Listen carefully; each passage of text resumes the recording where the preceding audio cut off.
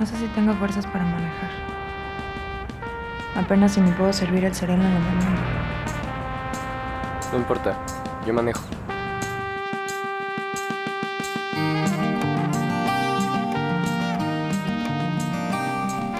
Sabes cómo se levanta en las mañanas. Sabes qué pasta de dientes le gusta.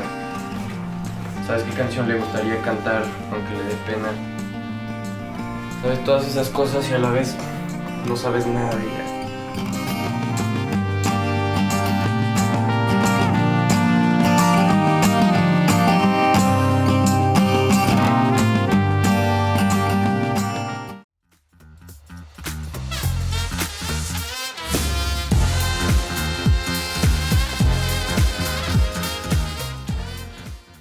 Bienvenidos al Diccionario de Directores del Cine Mexicano. Soy Perla Siuk y hoy tenemos el gusto de charlar con Silvana Lázaro. Silvana Lázaro presenta su ópera prima Canción de Invierno. Ella es egresada del CUEC, Centro Universitario de Estudios Cinematográficos, hoy ENAC, Escuela Nacional de Artes Cinematográficas, coproductora de la película, junto con la compañía de Silvana y Diana Mata, Elipse Films. Bienvenida, Silvana. Hola, mucho gusto. Oye, dinos, después de 6 años de haber comenzado el rodaje de Canción de Invierno, tu ópera prima, ¿cuál es la sensación, cuál es la emoción ante este próximo estreno? Creo que de entrada, pues sí, mucha nostalgia. Obviamente los proyectos cinematográficos son un proceso humano que toma muchísimo tiempo y que en el momento en el que lo filmé era un momento súper diferente de mi vida. Pero también, por otro lado, mucho orgullo. Es una película que nació como parte de graduarme de la universidad y que de alguna manera el hecho de que pueda llegar a pantallas grandes, que haya conseguido exhibición, que haya tenido una buena ruta por festivales es algo que me emociona mucho porque al final es algo que hice con un montón de mujeres que admiro mucho y que de alguna manera esta fue nuestra manera de aprender a hacer cine. Entonces, pues también me hace muy feliz, me hace muy feliz y me emociona pensar que pueda llegar a el público como ideal de la película.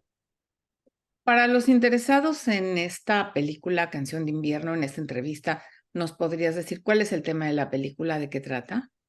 Claro, Canción de Invierno es una película que cuenta la historia de Daniel, que es una joven guitarrista que está pasando por un rompimiento amoroso al mismo tiempo que su mejor amigo, y ambos deciden emprender un viaje hacia el norte del país, y la película es un poco como sobre cómo esta travesía emocional y este viaje de alguna manera se convierten en un proceso de sanación. Entonces, yo de alguna manera describo esta película como una película sobre la juventud, porque creo que está este momento en el que dejas de ser un adolescente y te conviertes en un adulto, y creo que ese proceso empieza con semillas como esa, como la de tomar decisiones diferentes, salir de tu zona de confort y asumir nuevas cosas. Entonces, creo que para mí es como ese espacio en el que las cosas empiezan a cambiar y así la describo.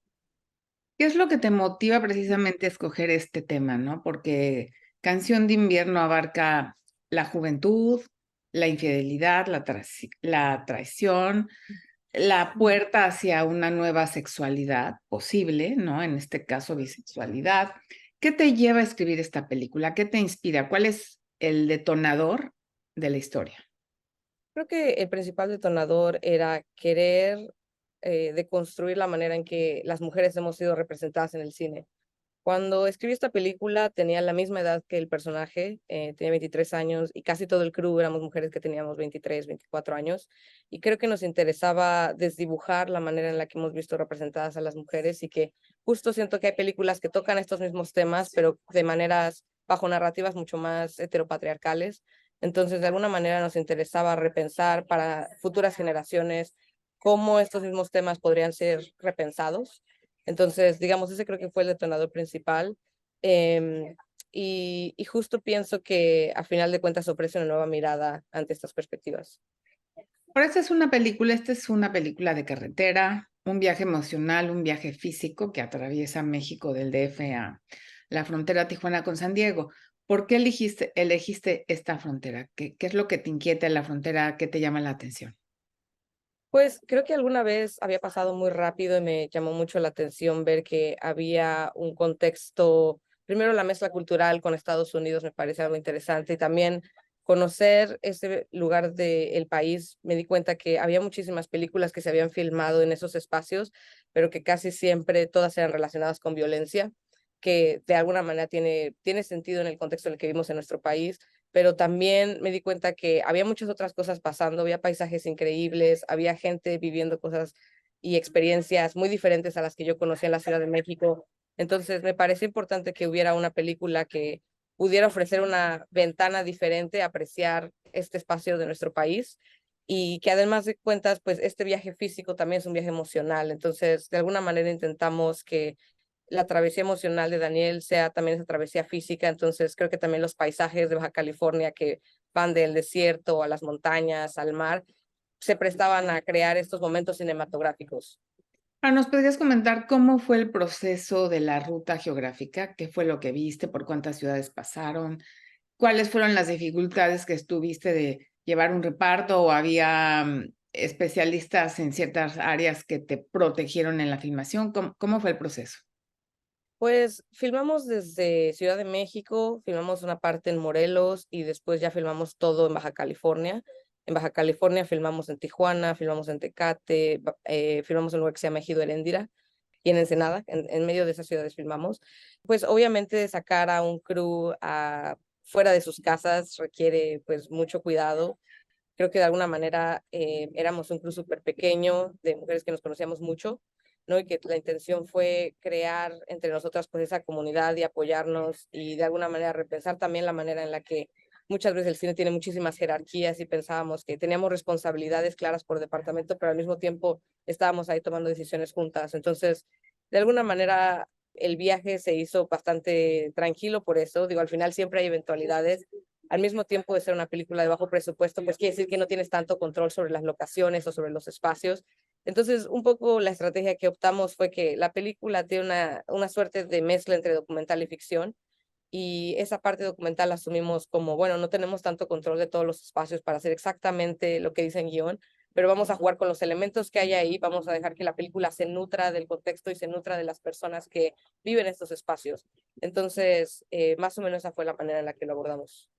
En la postproducción sí veo créditos de hombre, masculinos, pero sí cuéntanos, ¿cómo se da esta selección para que sean casi puras mujeres y cuántas eran las integrantes del crew de filmación? Del crew, filmamos, o sea, el crew, digamos, ya en crédito se ve mucho más largo porque en Ciudad de México sí tenemos un crew mucho más grande. Las secuencias más grandes las filmamos en Ciudad de México y pues somos de Ciudad de México, entonces ahí obviamente sí teníamos mucho más amigos, mucho más gente, era mucho más controlable.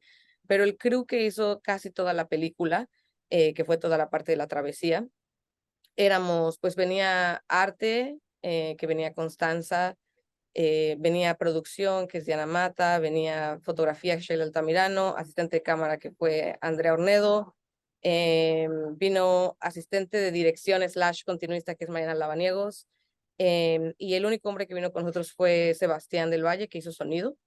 Y que digo, en realidad no se trataba de decir, ay, hagamos esto puras mujeres y adiós los hombres, pero sí nos interesaba que de menos en una gran mayoría de las cabezas de área hubiera una perspectiva femenina, porque al final de cuentas es una película contada a través de los ojos de una mujer, y además nos interesaba reflexionar en conjunto. En los créditos de postproducción se añadieron, justo, sobre todo para el diseño sonoro, se agregaron a David Muñoz, a Isabel Torres y a Carlos Eligio San Juan, que ellos fueron como con quienes empezamos a hacer esa parte, y también la corrección de color que fue hecha por Diego Cruz.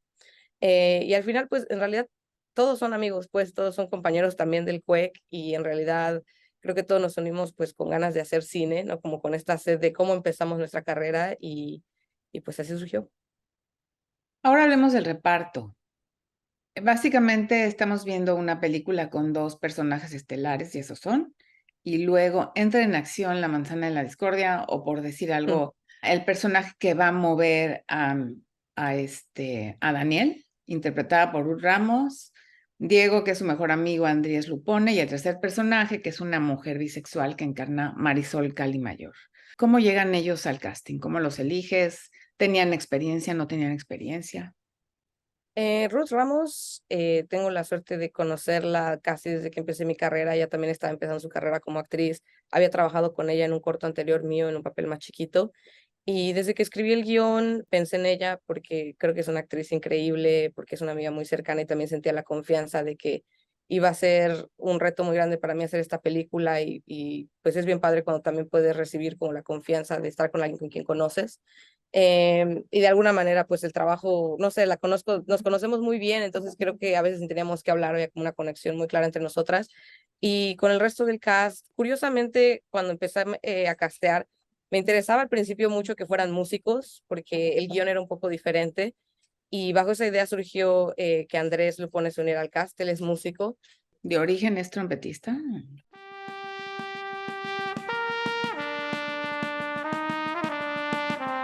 Él toca varios instrumentos, la verdad no sé si también toca la trompeta, toca, en ese momento su instrumento principal es la guitarra, pero la verdad no me sorprendería que también tocara la trompeta, porque es de esos músicos que saben de todo. Sí. Es un tipo súper talentoso y tenía experiencia, había hecho otra película anteriormente, entonces sentí que era como el lugar perfecto porque tenía experiencia con cámara y tenía experiencia en música. Y Marisol Calimayor, que es el personaje de Alex, una amiga me la recomendó, estaba buscando como el perfil de una mujer que pudiera aparentar, que fuera un poco más grande que el resto del crew, que tuviera como rasgos entre mexicoamericanos, y alguien me la recomendó, le mandé el guión, le gustó mucho y empezamos a platicar y pues al final nos entendimos muy bien entre todos. Me interesaba mucho que como justo íbamos a hacer este viaje juntos, tenía que ver también cierta armonía en los espacios que no solamente fueran en set. Entonces, creo que en ese sentido, como que compartimos ciertos valores en común que nos ayudaron mucho. Y también estuvo el actor de Bruno Nowhere, que es Leonardo King, que él es un músico también. Tiene su banda, se llama Ponce, y también le va muy bien y hace cosas muy padres. Y él también lo conocí, lo casté y platicamos y siento que entendió perfecto su personaje. Entonces, en realidad, surgió de una manera un poco orgánica que se fueran integrando poco a poco. Ahora hay otro personaje definitivo y importantísimo en la película que creo que refleja mucho de ti, que es la música. Tiene que ver con el desarrollo emocional de la cinta, incluso participas tú también, según vi, en la composición de algunas letras de las canciones, no sé si también en la música. Hay una canción que dice, y por eso digo que acompaña el viaje emocional de los personajes, que incluso dice, si quieres suicidarte, yo podría ayudarte. Y hay otra que, si no me equivoco, en la que se escucha, todo es pasajero y se transforma. ¿Qué papel juega la música en tu vida? Pues creo que la música es uno de los elementos más importantes de mi vida. Siento que la música es ese elemento que me ha salvado muchas veces de muchísimas situaciones en mi día a día. No, o sea, creo que la música tiene este poder sobre nosotros casi inconsciente de apropiarse de un momento y ayudarnos a transformarnos y que también nos recuerda momentos específicos de nuestra vida, ¿no? Entonces, justo me interesaba cuando escribí esta película que explorar esa relación entre la música y la estructura dramática, ¿no? A nivel de guión y a través también de el arco dramático de los personajes. Entonces, participé más bien en la escritura de los lyrics. La música es totalmente composición de Mateo Sánchez Galán, que también es un joven súper talentoso. Eh, y me interesaba justo eso, como el reto de pensar, bueno, hagamos música original, ¿no? Y que cada personaje tuviera alguna personalidad diferente y un mundo diferente musical, ¿no? Por ejemplo, la película empieza con música mucho más acústica, ¿no? Y después, conforme el personaje va cambiando, ya es una guitarra eléctrica y el sonido es muy diferente.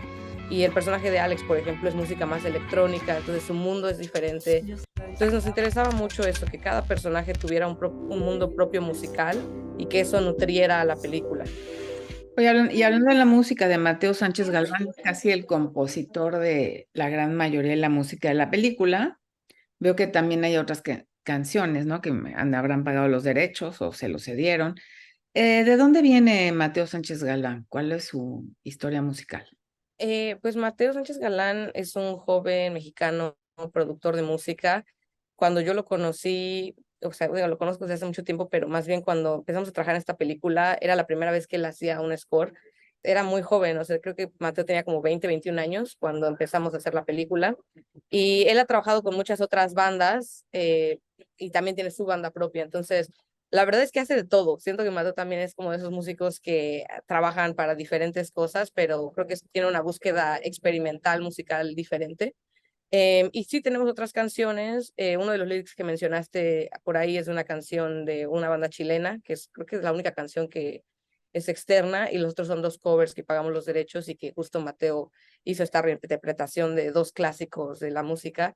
Y, y nada, pues sí, Mateo es una persona súper interesante y que creo que me ayudó mucho a encontrar estos estilos musicales.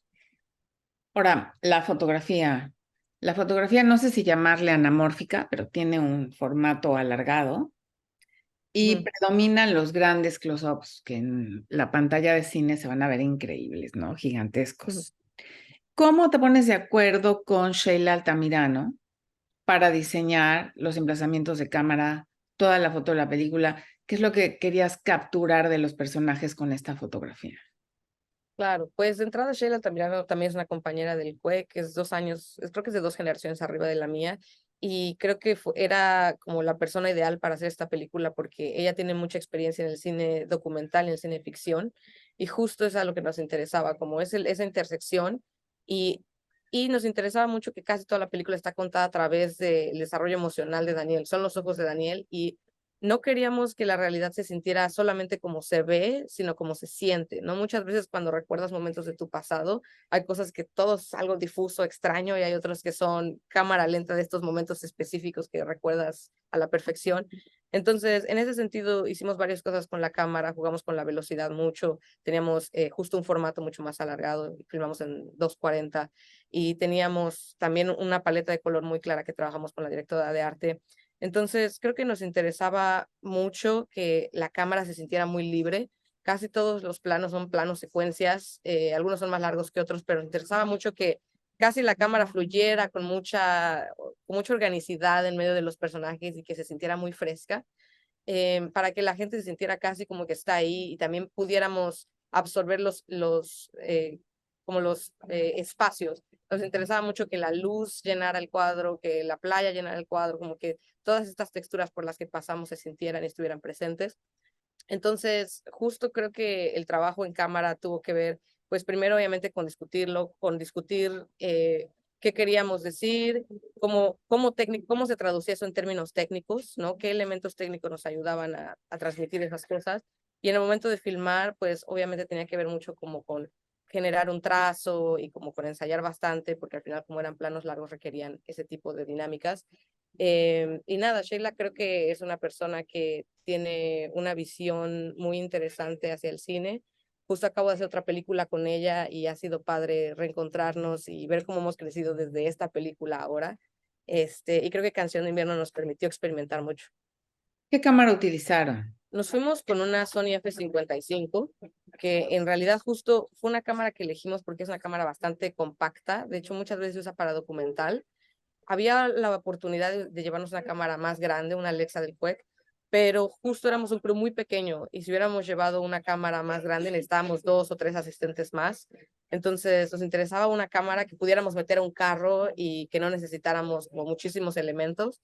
Creo que es una cámara que nos ayudó muchísimo a eso también, a que fluyéramos, ¿no? Al final filmamos la película en 20 días más o menos, que es muy poco para casi para un largometraje. Entonces necesitábamos que los términos técnicos o que las tecnicidades no nos tomaran tanto tiempo. Entonces nos ayudó mucho esa cámara. Sí, y hay escenas que se ve la cámara en mano, no sé si usaron un Steadicam, pero las escenas sobre todo con los habitantes del lugar, ¿no? Las escenas con los niños, las escenas en la calle, que se ven verdaderamente muy naturales, no sé si fueron al azar, como se fueran dando, se encontraban a la gente y habrían un diálogo con ellos, o cómo fue esto. Claro, pues desde que escribimos el guión nos interesaba que hubiera espacio para que filmáramos, digamos, la parte del guión que era importante que estuviera, ¿no? Como los puntos dramáticos clave, pero también prestarnos a que los espacios informaran a la película. Entonces, muchas veces llegábamos a un lugar, veíamos cómo estaban las dinámicas en esos espacios y planteábamos algo. Y al final surgían diferentes cosas, cruzaba gente, no nos encontrábamos con personas que nos preguntaban qué están haciendo. Entonces, de alguna manera, planeamos mucho, por ejemplo, planeamos muchísimo las locaciones, pero ya en ese momento, por ejemplo, con los niños jugando fútbol, es una secuencia que los niños que habíamos quedado que llegaran no llegaron, había otros niños jugando, y entonces preguntamos, oigan, miren, estamos haciendo esto, los niños se animaron, y entonces generamos una dinámica en la que filmamos con ellos y después hubo una conversación en la que los niños pudieron hacerle preguntas al personaje libres, ¿no? Eso ya No, yo no les dije qué decir, sino les dije como ustedes platiquen, y a partir de esa conversación fue que armamos la secuencia. Entonces, de alguna manera es una mezcla de todo lo que mencionaste, pero esa era la idea. O sea, la idea era dejar estos espacios para que como que esta otra parte documental también abordara la película. ¿Cuánto costó la película, Silvana? Mm, es difícil, la verdad, de traducir, porque filmamos en diferentes momentos y porque más allá del dinero que pusimos, también está como el dinero interno de la UNAM en términos de que no pagamos por equipo, no pagamos por sala de mezcla, por postproducción. Entonces, la verdad, no sé si tengo una cifra muy específica. O sea, al final juntamos dinero a través de que existe un programa con Fundación UNAM que permite que compañías den dinero.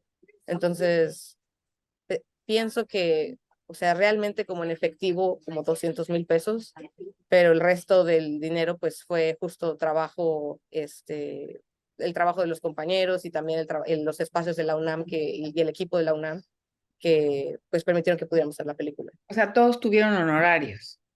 De nuestros compañeros no, porque al final es una película que hicimos pues para graduarnos, ¿no? O sea, ninguno de nosotros hicimos dinero de eso más que los que no éramos compañeros los que no eran compañeros de la UNAM, o sea, como el compositor. Los actores fueron remunerados, por ejemplo. Pero el crew en general, pues en realidad, digo, como todo proyecto del CUEC, pues lo hicimos porque estábamos haciendo una película para el CUEC, entonces no tenemos esas dinámicas. ¿Es parte del programa de ópera prima del CUEC? No, justo es parte de mi tesis nada más. El CUEC tiene su programa de ópera prima que reciben, creo que entre 5 y 7 millones de pesos. Nosotros no recibimos absolutamente nada de dinero por parte de ese programa, porque ese programa es para egresados. Este fue un proyecto de tesis. Veo que tienes el apoyo de la oficina de distribución. ¿Quién va a Ujú. distribuir la película y con cuántas copias sale? Pues justo estrenamos en el Festival de Cine de Guadalajara y ahí lo encontró Mandarina. Ellos son la distribuidora, les gustó la película y nos escribieron y nos pusimos de acuerdo con la UNAM para lograr esto, para que esto fuera posible. No sé con cuántas copias salimos, tengo que revisar, pero obviamente pues es un contexto difícil, pospandémico, ¿no? Llegar a cines, entonces la verdad no sé.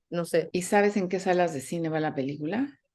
Sí, sé que de entrada vamos a estar en Cineteca, sé que vamos a estar en Cinemanía Loreto, Cine Tonalá, o sea, creo que va por todo el circuito, digamos, de cine de arte y también en muchos espacios culturales. Ujú. ¿Tu fecha de estreno? Tenemos el 4 de agosto, O sea, el próximo jueves. el próximo jueves, así es. Y me comentabas que acabas de terminar de filmar una película, un largometraje. Sí, acabamos de filmar un largometraje documental, justo mucho del crew es bastante similar con el que empezamos. Entonces, pues también eso es padre, ¿no? Al final, hacer equipo, hacer comunidad y hacer como buscar cierto tipo de cine es algo que nos importaba mucho. Entonces, sí, ¿De qué trata tu documental? es una película que es sobre una comunidad mexicana que vive en Detroit. Es de las comunidades mexicanas más alejadas de México y es un poco como sobre el contexto y cómo sobrevivieron a la crisis económica que agitó Detroit en el 2008. Muy bien, oye, Silvana, pues te deseo mucho éxito, mucha suerte y nos vemos aquí para la próxima. No, nada, muchísimas gracias y Al espero que disfruten la contrario, película. gracias a ti. Qué amable. Chao.